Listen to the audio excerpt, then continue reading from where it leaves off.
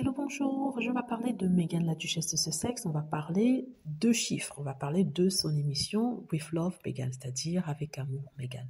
Son émission qui est sur Netflix, une émission de style de vie, de lifestyle, dans laquelle elle coud, elle cuisine, elle parle avec ses copines, elle s'amuse, elle rigole, elle vous donne des petites infos sur comment faire certaines choses, que ce soit la création d'une bougie, ou alors un truc que j'ai beaucoup aimé, la façon de cuisiner ses pâtes et tout ça. En tout cas, c'est quelque chose de très tranquille, très calme. Donc, je voulais vous parler de chiffres, je vous ai dit. Il se trouve que dans la plupart des pays où c'est diffusé, Meghan est dans le top 10 des émissions les plus regardées sur Netflix. Et ça inclut tous les films. Vous savez qu'il y a une différence entre les films qui ont un public plus large et les émissions qui ont un public réduit. Donc, normalement, dans la catégorie émission, Meghan Markle arrive au top. Mais dans la catégorie générale, elle est dans le top 10. Selon les pays, ça varie. Par exemple, en Angleterre, elle est numéro 4. Aux États-Unis, elle était numéro 7. Je ne sais pas si c'est tombé à 9. Mais en tout cas, elle maintient sa place dans les films ou les émissions les plus regardées sur Netflix. Ce qui est incroyable, parce qu'on parle d'émissions en général, on ne parle pas de la catégorie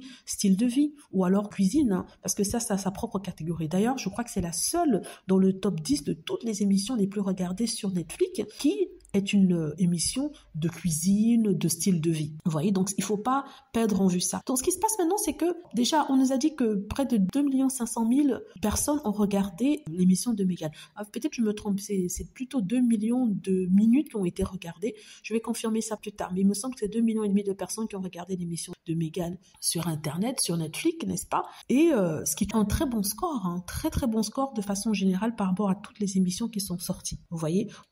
Et ce que je voulais dire, c'est que les médias, ce qu'ils font, parce qu'ils sont dégoûtés que Meghan soit parmi le top 10, donc ils peuvent pas dire que ça marche pas. Donc ce qu'ils essaient de dire, c'est que voilà, c'est un flop, mais pour que ce soit un flop, il faut qu'ils comparent ça à ce que l'une des émissions que Harry et Meghan avaient fait. Ils parlent d'une série documentaire Harry et Meghan qui a vraiment explosé et c'est la plus regardée à ce jour sur Netflix.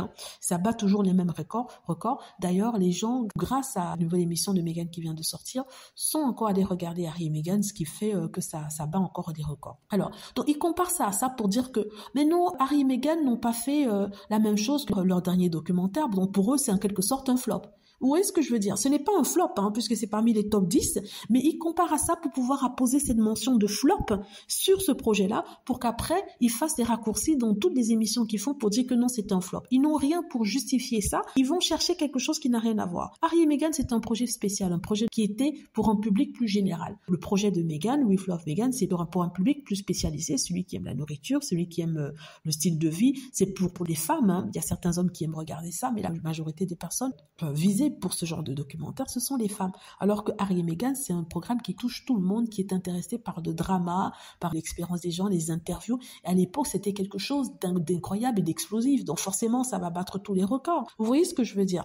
Donc ils sont d'une très mauvaise foi. Si vous entendez dire que le documentaire de Meghan est un flop, dites-vous que c'est du mensonge, c'est complètement faux. Parce que quand on est un flop, on ne fait pas partie des 10 émissions les plus regardées sur la plateforme Netflix.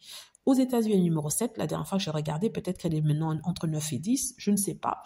Au Royaume-Uni, le pays d'où viennent toutes les rumeurs, toutes les insultes et tout ça, c'est numéro 4.